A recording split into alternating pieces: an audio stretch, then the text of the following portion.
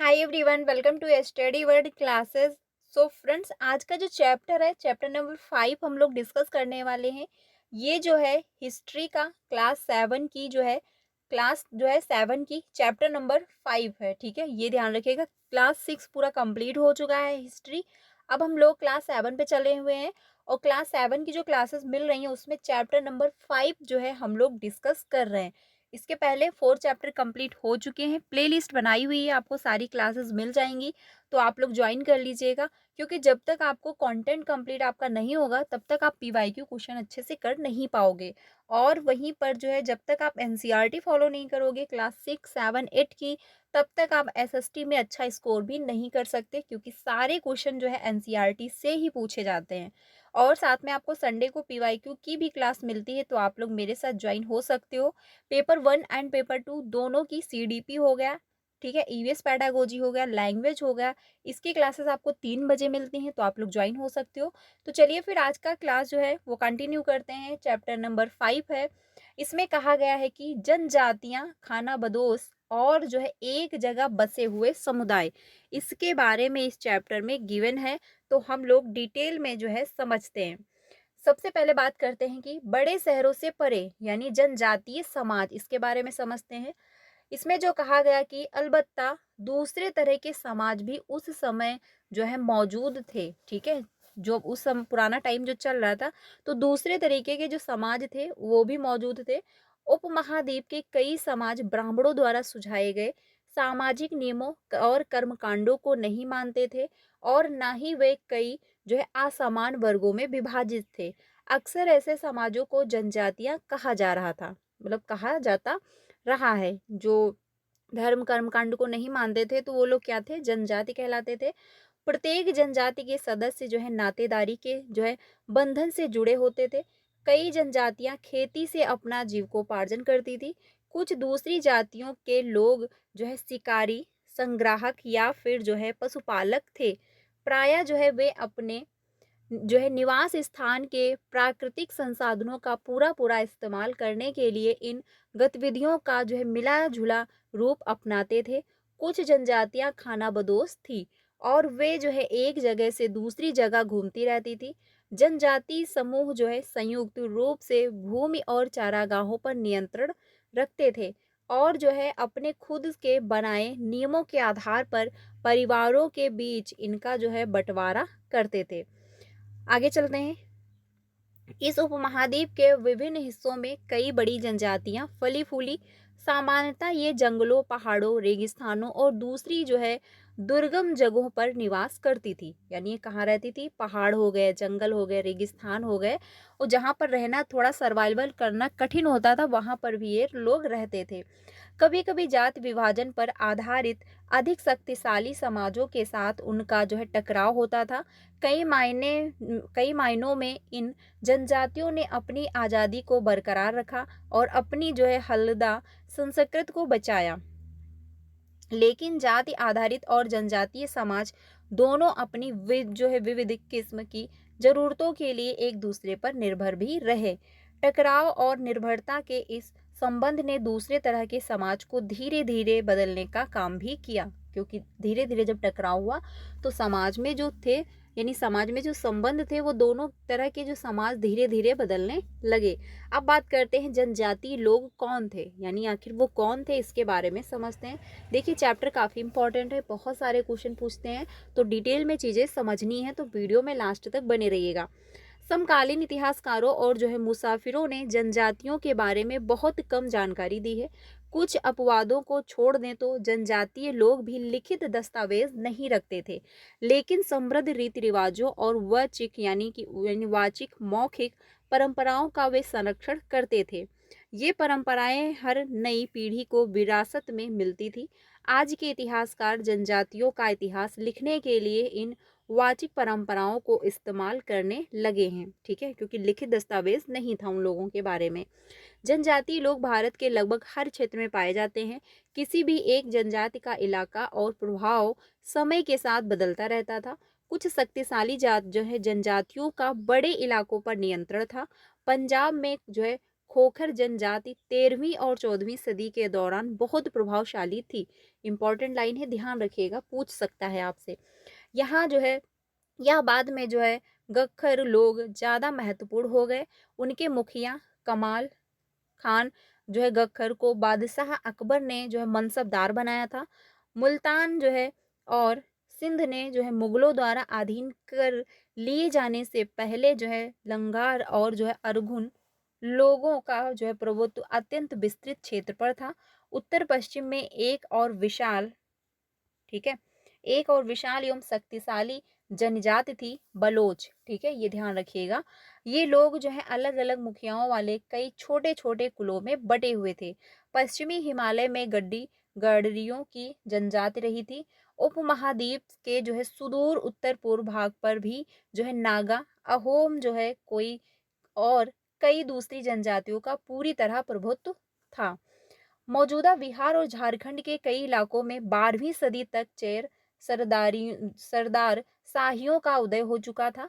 बादशाह अकबर के प्रसिद्ध सेनापति राजा मानसिंह ने सन 1591 में चेर लोगों पर हमला किया और उन्हें परास्त किया, ठीक है। उन्हें जो है लूट कर अच्छा खासा माल इकट्ठा कर लिया, लेकिन वे पूरी तरह अधीन जो है नहीं बनाए गए। औरंगजेब के समय में मुगल सेनाओं ने चेर लोगों के कई जो है किलों पर कब्जा किया और जो है इस जनजाति को अपना अधीनस्थ बना लिया। इस क्षेत्र में रहने वाली महत्वपूर्ण जनजातियों में मुंडा और संथाल थे, यद्यपि ये उड़ीसा और बंगाल में भी रहते थे, ठीक है, ये ध्यान रखिएगा कौन कौन सी, मुंडा और जो है संताल। आगे चलते हैं। अब बात करते हैं कि कर्नाटक और महाराष्ट्र की पहाड़ियाँ, कोली जो है बेराद तथा कई दूसरी जनजातियों के निवास स्थान थे। कोली लोग गुजरात के कई इलाकों में भी रहते थे, कुछ और दक्षिण में, ठीक है। कोरागा वेतर जो है मारवाड़ और दूसरी जनजातियों की विशाल आबादी थी। भीलों की बड़ी जनजाति पश्चिमी और मध्य भारत में फैली हुई थी। 16वीं सदी का जो है अंत आते आते उनमें से कई एक जगह बसे हुए खेतिहर और यहाँ तक कि जमींदार बन चुके थे। तभी भी जो है भीलों के कई कुल शिकारी संग्राहक बने रहे। मौजूदा जो है छत्तीसगढ़, मध्य प्रदेश, महाराष्ट्र और जो है आंध्र प्रदेश में गौड़ लोग बड़ी जो है तादाद में फैले हुए थे, ठीक है। अब बात करते हैं कि खाना बदोश और जो है घुमंतू लोग जो है कैसे रहते थे, क्योंकि घुमंतू लोग यानी एक जगह से दूसरी जगह वो घूमा करते थे। खाना बदोश जो है चरवाहे अपने जानवरों के साथ दूर दूर तक घूमते थे। उनका जीवन दूध और जो है अन्य पशु चारी उत्पादकों पर ही निर्भर था।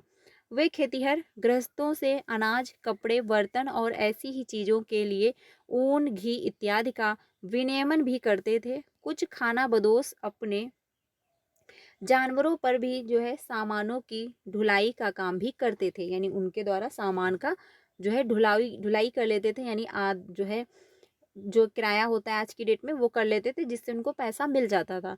एक जगह से दूसरी जगह आते जाते हुए सामानों की खरीदारी जो है मतलब खरीद पखोत करते थे। बंजारा लोग सबसे महत्वपूर्ण व्यापारी खाना बदोश थे। उनका कारवां जो है टंडा कहलाता था। सुल्तान जो है अलाउद्दीन खिजली बंजारों का ही इस्तेमाल जो है नगर के बाजारों तथा अनाज की ढुलाई के लिए करते थे। ये जो है लाइन ध्यान रखिएगा, आपसे पूछ सकता है कि बंजारों का इस्तेमाल जो है अनाज ढुलाई के लिए कौन करता था, तो आपको पता होना चाहिए सुल्तान अलाउद्दीन खिजली।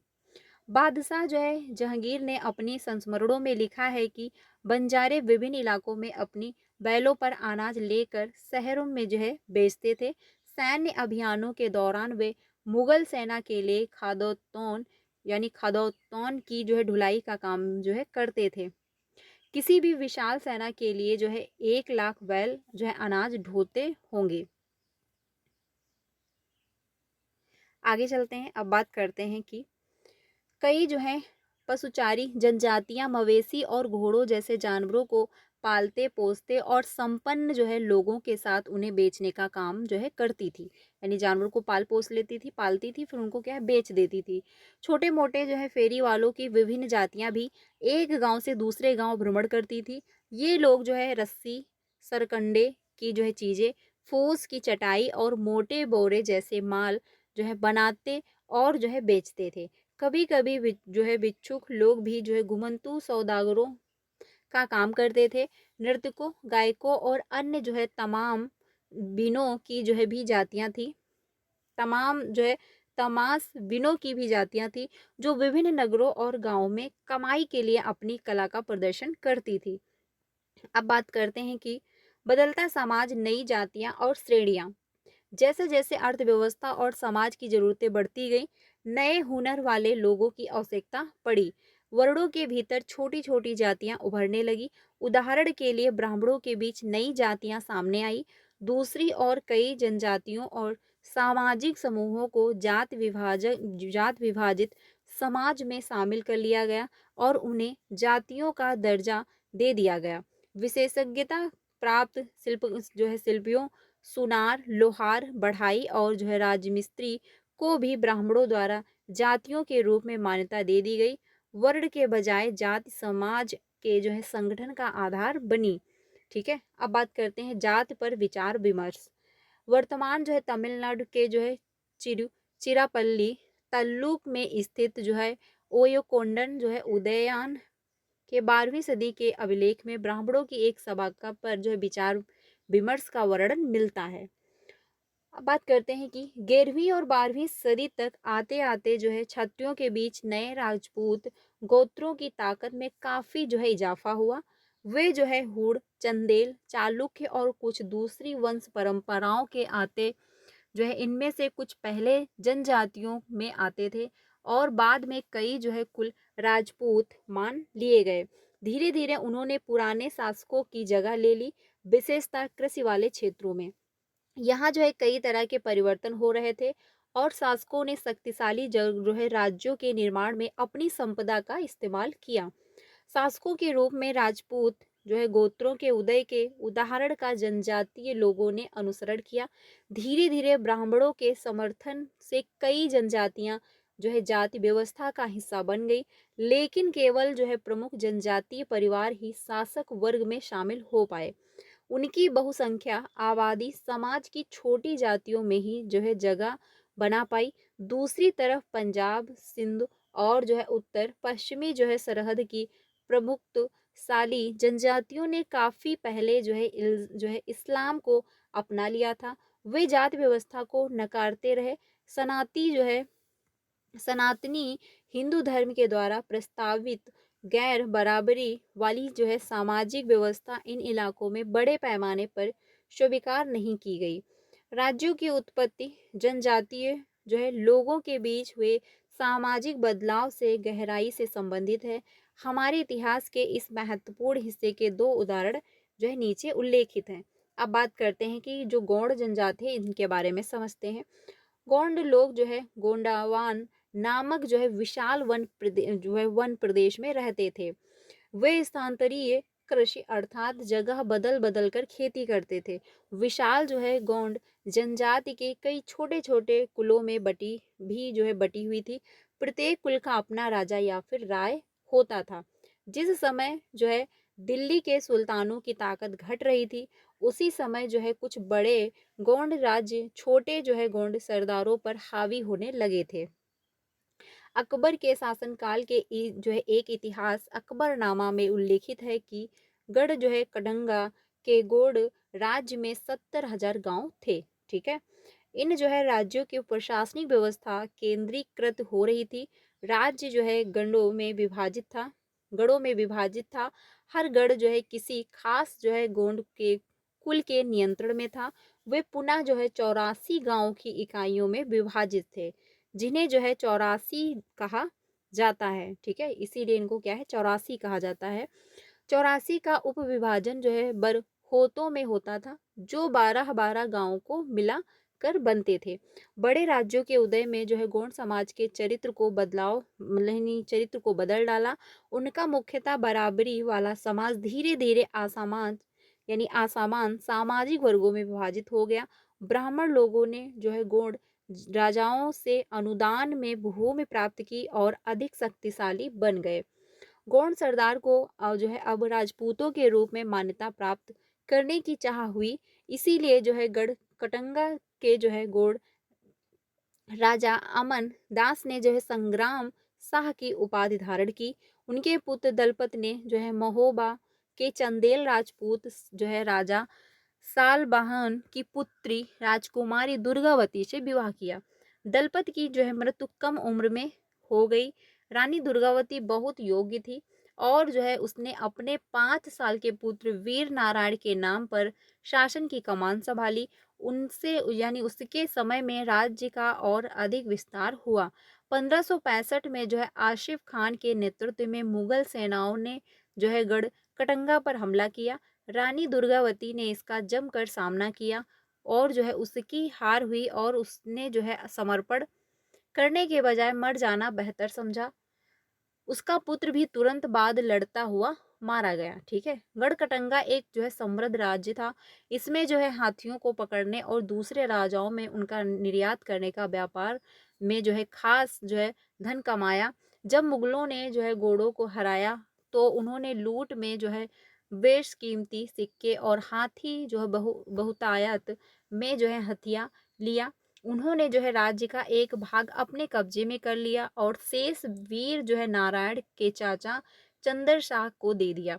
गढ़कटंगा के पतन के बावजूद जो है गौड़ राज्य कुछ समय तक चलता रहा, लेकिन वे काफी कमजोर हो गए और बाद में अधिक शक्तिशाली बुंदेलों और मराठों के खिलाफ उन्हें संघर्ष में असफल रहे। यानी धीरे धीरे क्या हो, कमजोर होते गए। अब बात करते हैं अहोम के बारे में। अहोम जनजाति के बारे में समझते हैं।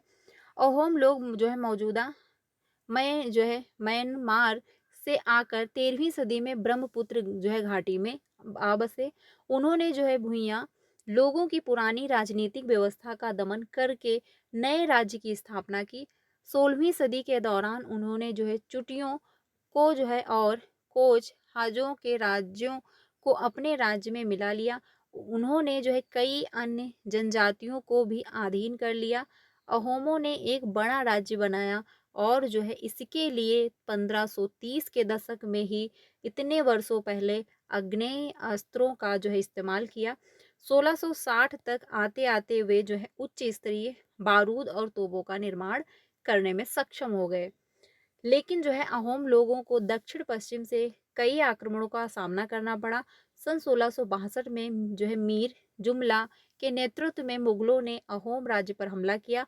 बहादुरी से जो है सामना करने के बावजूद अहोम लोग की पराजय हुई, लेकिन उस क्षेत्र पर मुगलों का प्रत्यक्ष नियंत्रण जो है ज्यादा समय तक जो है बना नहीं रह सका। ठीक है, अब बात करते हैं आगे।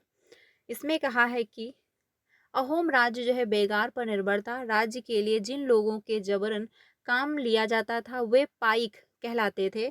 अहोम राज्य में एक जनगणना की गई थी। प्रत्येक गांव को अपनी बारी आने पर जो है निश्चित संख्या में पाइक भेजने होते थे। इसके लिए जनगणना के बाद जो है सघन आबादी वाले इलाकों से कम आबादी वाले इलाकों में लोगों को स्थानांतरित किया जाता था। इस प्रकार अहोम कुल कुट गए, यानी कि कुल जो है टूट गए। 17वीं शताब्दी तक पूर्ववर्ध पूरा होते होते प्रशासन जो है खासा केंद्रीकृत हो चुका था। लगभग जो है सभी वयस्क पुरुष युद्ध के दौरान सेना में अपनी जो है सेनाएं जो है अपनी सेवाएं प्रदान करते थे। दूसरे समय वे बांध, सिंचाई व्यवस्था इत्यादि के निर्माण या अन्य जो है सार्वजनिक कार्यों में जुटे रहते थे। अहोम लोग चावल की खेती के लिए नए तरीके भी जो है अमल में लाए। आगे चलते हैं। अहोम समाज कुलों में विभाजित था, जिन्हें जो है खेल कहा जाता था।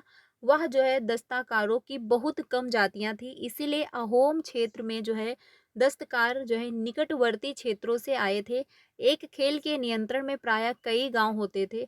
किसान को अपने ग्राम समुदाय के द्वारा जमीन दी जाती थी। समुदाय की जो है सहमति के बगैर राजा तक जो है इसे वापस नहीं ले सकता था। यानी अगर उन लोगों की सहमति नहीं होती थी तो राजा जो होते थे वो भी उनको वापस नहीं ले सकते थे।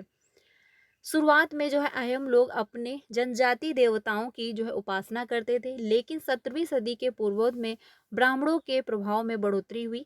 मंदिरों और ब्राह्मणों को राजा के द्वारा भूमि अनुदान में दी गई। शिव जो है सिंह के काल में हिंदू धर्म वहाँ का जो है प्रधान धर्म बन गया। लेकिन जो है अहोम राजाओं ने हिंदू धर्म को अपनाने के बाद अपनी पारंपरिक जो है आस्थाओं को पूरी तरह से नहीं छोड़ा था। अहोम समाज एक अत्यंत परिष्कृत समाज था। कवियों और विद्वानों को अनुदान में जमीन दी जाती थी। नाट्य कर्म और प्रोत्साहन दिया जाता था। संस्कृत की महत्वपूर्ण कृतियों का जो है स्थानीय भाषा में अनुवाद किया गया था। जो है बुजरी बुरंजी नामक जो है ऐतिहासिक कृतियों को पहले अहोम भाषा में और फिर जो है असमिया में लिखा गया था। ये ध्यान रखिएगा, ठीक है। पहले जो है अहोम भाषा में लिखा गया, फिर असमिया भाषा में लिखा गया था। आगे चलते हैं। अब हम लोग निष्कर्ष भी समझते हैं, आखिर निष्कर्ष क्या है। जिस युग की हम चर्चा करते आए हैं उस युग के दौरान उपमहाद्वीप में काफ़ी सामाजिक परिवर्तन हुए। वर्ण आधारित समाज और जनजातीय लोग एक दूसरे के साथ जो है लगातार संपर्क में आते रहे। इस जो है आदान प्रदान ने दोनों तरह के समाजों में अनुकूलन और बदलाव की प्रक्रिया चलाई। बहुत सी विभिन्न प्रकार की जनजातियां थी और जो है उन्होंने विभिन्न प्रकार की जीविकाएं अपनाई। कालांतर में जो है उसने कालांतर में उनमें से कई जाति आधारित समाज में भी शामिल हो गई, लेकिन कईयों ने जाति व्यवस्था और सनातनी हिंदू धर्म दोनों को ही नकार दिया। कुछ जनजातियों ने सुसंगठित प्रशासनिक व्यवस्था वाले विस्तृत राज्यों की स्थापना की। इस तरह वे राजनीतिक रूप से ताकतवर हो गए और जो है इनसे इसने उन्हें जो है वृहत और अधिक जटिल राज्यों और साम्राज्यों के साथ संघर्ष की स्थिति में ला खड़ा किया। तो ये था चैप्टर जनजाति के बारे में हम लोगों ने देखा और खाना बदोश के बारे में बहुत सारे टॉपिक हम लोगों ने समझे। इम्पॉर्टेंट इसमें ये था कि जनजात से रिलेटेड था और जो है काफ़ी इम्पॉर्टेंट चैप्टर था। आप लोग अच्छे से समझ लीजिएगा। अगर एक बार समझ में नहीं आया तो इसको फिर से रिपीट कर लीजिएगा। क्लास कैसी लगी कमेंट में बताइएगा। कल हम लोग चैप्टर नंबर जो है 6 डिस्कस करेंगे, तो आपको क्लास मिल जाएगी 5 बजे। आप लोग ज्वाइन हो जाइएगा। बाकी आपको PYQ की भी क्लास मिलती है, प्लेलिस्ट बनाई हुई है, आप लोग ज्वाइन हो सकते हो।